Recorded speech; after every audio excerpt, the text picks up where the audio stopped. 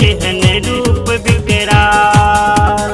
भवर सखियन उबारै छियो बाबा अहाँ महाकाल। देखू डूबि रहल अछि मिथिला, करै छी केहन ई लीला।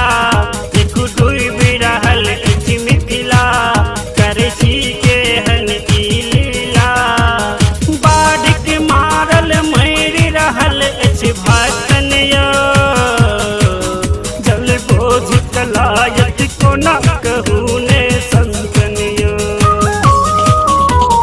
बाढ़ के मारल मरि रहल अछि भक्तन यौ, जल बोझ कलायत कोना कहू ने संतन यौ। सुनु बाबा अहाँ कपिलेश्वर,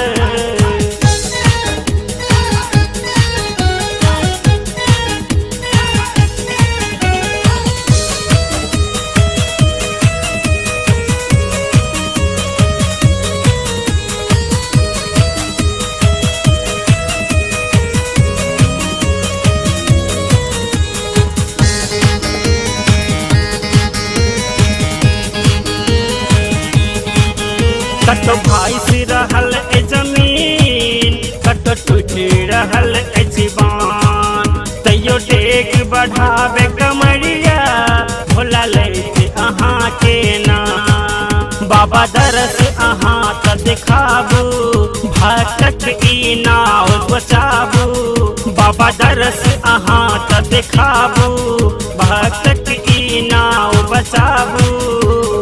बाढ़ के मारल मरि रहल अछि भक्तन यौ, जल बोझ कलायत कोना कहू ने संतन यौ।